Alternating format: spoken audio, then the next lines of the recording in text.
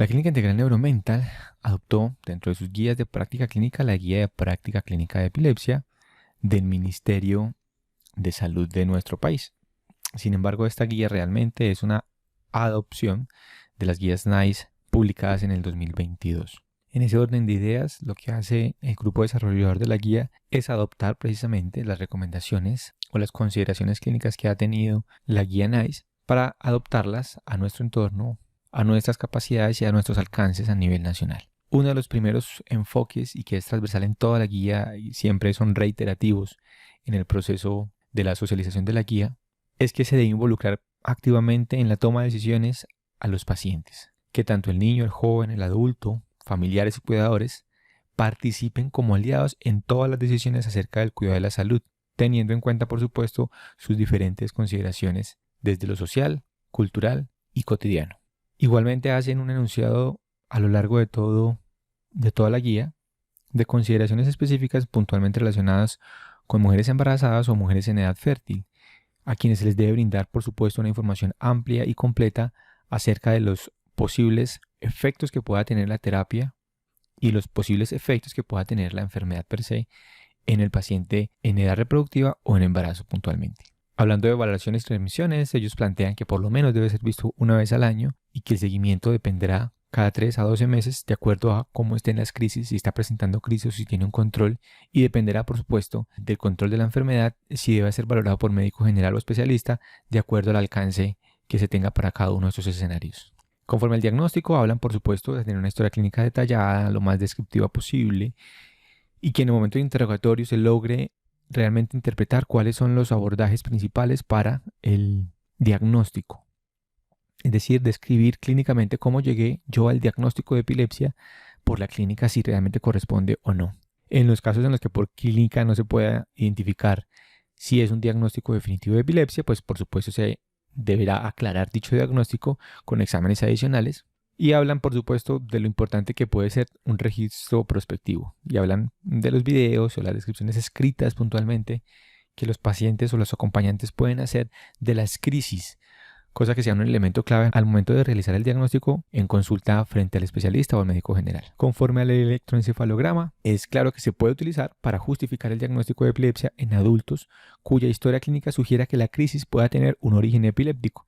Y ahí la importancia de una historia clínica bien detallada y bien descriptiva, que logre justificar si realmente hay una pertinencia o no en la solicitud de un electroencefalograma, puesto que, si miramos en la parte de abajo, no debe realizarse en caso de que haya un posible síncope. Por eso es tan importante hacer una adecuada identificación del registro de historia clínica, de la descripción clínica del paciente y los acudientes conforme a la posible crisis epiléptica para llegar al diagnóstico. Se considera que este electroencefalograma debe realizarse después de la segunda crisis epiléptica, aunque por supuesto, dependiendo del contexto y de la experiencia del especialista, podría realizarse desde la primera crisis epiléptica. Conforme a neuroimágenes, deben utilizarse para identificar las anomalías estructurales que causan ciertas epilepsias. La imagen de resonancia debe ser el examen imagenológico de elección para niños, jóvenes y adultos con epilepsia. La resonancia es de particular importancia para aquellos que, 1. Desarrollen la epilepsia antes de la edad de 2 años o en su edad adulta. 2. Quien tenga alguna sugerencia de aparición focal o a través de su historial, examen o electroencefalograma, salvo que exista evidencia clara de epilepsia focal benigna. Y 3, cuyas crisis continúen pese a la medicación de primera línea. En estos casos será de particular importancia la resonancia magnética. Las neuroimágenes no serán solicitadas de forma rutinaria si existe un diagnóstico de epilepsia idiopática generalizada. Otros exámenes: no se recomienda la medición de prolactina sérica para el diagnóstico de epilepsia. En los adultos se deben considerar pruebas de sangre adecuadas tales como electrolitos en plasma, glucosa y calcio a fin de identificar posibles causas o factores importantes de comorbilidad. En los niños y jóvenes, otros exámenes, entre ellos la química sanguínea y orina, se realizarán a discreción del especialista a fin de descartar otros diagnósticos y determinar la causa subyacente de la epilepsia. Y un electrocardiograma de 2 derivaciones debe realizarse cuando hay alguna sospecha en adultos de epilepsia. Conforme a las valoraciones neuropsicológicas, debe considerarse una valoración de niños, jóvenes y adultos en quienes sea importante valorar trastornos de aprendizaje y disfunción cognitiva, especialmente respecto al lenguaje y memoria. Se recomienda la revisión para valoración neuropsicológica en los siguientes casos: si un niño joven o adulto con epilepsia tiene dificultades de aprendizaje o de naturaleza ocupacional, si una resonancia refleja anomalías en regiones cerebrales de relevancia cognitiva, y si un niño joven o adulto se queja de un déficit de memoria u otro tipo de déficit o deterioro cognitivo. En esos escenarios se recomienda, por supuesto, la remisión para una valoración neuropsicológica completa. Conforme al tratamiento farmacológico, la estrategia de tratamiento con fármacos antiepilépticos debe individualizarse según el tipo de crisis, el síndrome epiléptico, la medicación concomitante y comorbilidades, el estilo de vida del niño, joven o adulto y las preferencias del individuo, familiares y cuidadores según corresponda. Esto va muy en consonancia a lo que decíamos al principio en la participación e involucrar al paciente, cuidadores y familiares en la toma de decisiones para el tratamiento, siendo consciente, por supuesto, de la frecuencia de uso, de los efectos adversos que pueda tener y otras consideraciones a tener en cuenta con base en la elección del tratamiento. Se recomienda tratar a niños, jóvenes y adultos con un solo fármaco contra la epilepsia, es decir, monoterapia, siempre que sea posible. Y si el tratamiento inicial no es exitoso, se podrá intentar la monoterapia con otros fármacos. Claro está que en ese momento de transición se debe tener cuidado en cuanto se cambia un medicamento a otro para no ir a desencadenar mayor número de crisis. Ahora bien, si un fármaco antiepiléptico fracasa debido a efectos adversos o crisis repetidas, se debe iniciar un segundo fármaco y puede ser un fármaco alterno de primera línea o de segunda línea e incrementar la dosis hasta la dosis adecuada o máxima tolerada y después suspender de manera titulada el primer fármaco. El tema de la transición de medicamentos.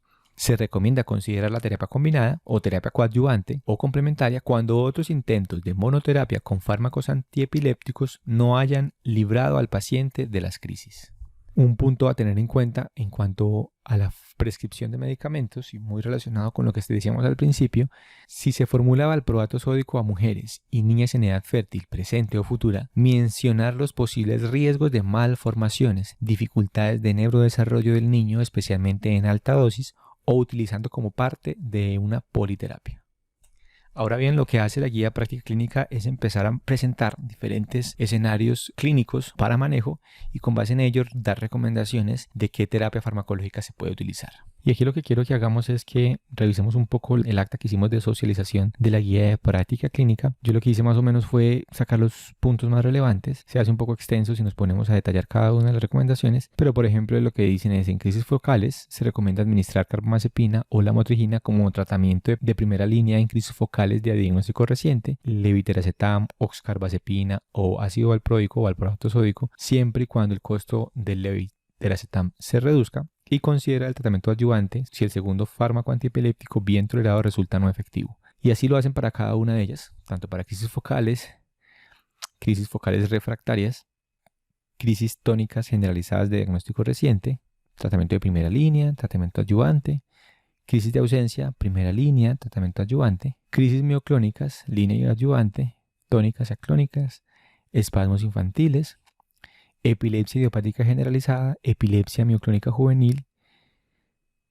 como los diferentes escenarios que la guía plantea para abordaje. Creo que no es del alcance pues nombrarlos porque realmente las recomendaciones sencillamente son nombrarlos para los diferentes escenarios, pero ahí se los dejo y los tienen igualmente en el acta para que lo puedan consultar. Otro elemento que se evalúa dentro de la guía es el componente de continuación del tratamiento. Y por supuesto se debe mantener un alto nivel de vigilancia de efectos adversos de esos medicamentos que puedan presentarse como consecuencia del tratamiento. Por ejemplo, problemas neuropsiquiátricos y de salud ósea. La continuidad de la terapia con fármacos antiepilépticos debe ser planificada por el especialista. Debe ser parte del plan de tratamiento acordado con el niño, joven o adulto, el cual debe incluir información detallada acerca de la forma en que se realizó la elección del medicamento, la dosificación del fármaco, los posibles efectos adversos y las acciones a tomar en caso de la persistencia de las crisis. Ahora bien, la monitorización habitual mediante pruebas de sangre en adulto no se recomienda de forma rutinaria y debe realizarse solo en casos de indicación clínica. Ahora, ¿cuáles son estas indicaciones? Cuando hay detección de falta de adherencia a la medicación formulada, cuando se sospecha la toxicidad del medicamento, cuando se va a hacer un ajuste de la dosis de fenitoína, cuando hay un manejo de interacciones fármacocinéticas, por ejemplo, cambios de biodisponibilidad, cambios en la eliminación y medicación concomitante con los fármacos en interacción, y condiciones clínicas específicas como por ejemplo el estado epiléptico, falla de órganos y situaciones específicas del embarazo. ¿Cuándo suspender entonces el tratamiento? Vuelve y juega un poco la política, casi como una política que tiene la guía. La decisión de continuar con un fármaco o suspenderlo debe ser tomada por el niño, joven o adulto, sus familiares o cuidadores, según corresponda, y el especialista, luego de sostener una conversación detallada acerca de los riesgos y beneficios de la suspensión del medicamento. Debe realizarse lentamente, por lo menos a lo largo de 2 a 3 meses, y debe suspenderse un solo fármaco a la vez. Se debe tener especial cuidado al suspender las benzodiazepinas y los barbituratos, y en esos casos habrá que hacerlo para un periodo de 6 meses, debido a la posibilidad de presentar síntomas de abstinencia asociados al fármaco y recurrencia de las crisis. Y debe existir un plan de respaldo, es decir, qué hacer si, a pesar de que empecé el destete del medicamento, presento crisis, entonces ¿qué voy a hacer para la corrección de esas crisis? Que debe ser acordado nuevamente con el niño, joven y adulto y sus familiares y cuidadores según corresponda, de forma en que si se vuelven a presentar crisis, se revierta la última reducción de la dosis y se solicite una orientación médica. Dentro de esa integralidad manejada dentro de la guía, traen algunas consideraciones importantes en cuanto a la información y asesoría para mujeres y niñas con epilepsia.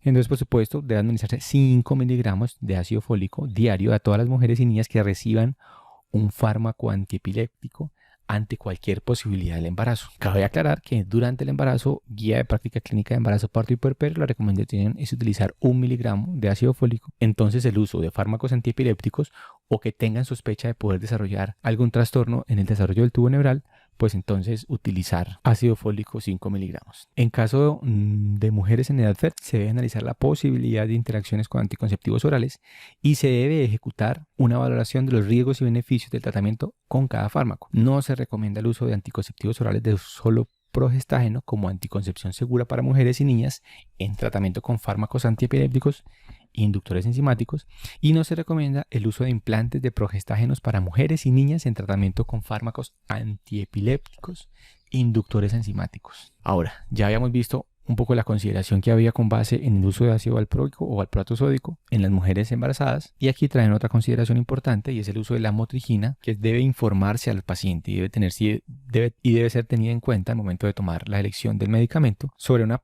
posible reducción significativa en los niveles de la lamotrigina con el uso simultáneo de cualquier anticonceptivo a base de estrógenos y una consecuente pérdida del control de la crisis. Si una mujer o niña inicia o suspende el tratamiento con esos anticonceptivos, la dosis de lamotrigina debe ser ajustada. Esta incluso era una de las recomendaciones evaluadas en la auditoría de guías de práctica clínica, y lo que se evidenciaba es que cuando teníamos un paciente, una mujer en edad fértil, no teníamos registrado si estaba recibiendo anticonceptivos y no teníamos, en los casos en los que tuviese prescripción de la lamotrigina, la advertencia de haber hecho el ajuste en la terapia farmacológica. Este es un panorama de uno de los trimestres evaluados de auditoría clínica de práctica clínica. Como siempre, realmente la adherencia a las recomendaciones es muy adecuada. En este caso, puntualmente para la epilepsia, la recomendación de lo referente al anticonceptivo, como estábamos manejando ahora, y la lamotrigina, como se los estaba comentando, pues no queda evidencia, y la idea es que se haga una evidencia escrita en historia clínica, en cuyos casos sea pertinente. Y obviamente la adherencia a los indicadores de calidad siempre queda pendiente, como el registro de la educación y las recomendaciones que se le dan al paciente, y el registro de signos vitales y medidas antropométricas en el paciente. A veces, con una gran incidencia, se encuentra un pobre registro de estos signos vitales y medidas antropométricas que pueden ser fundamentales con base pues a la adherencia y a la respuesta terapéutica.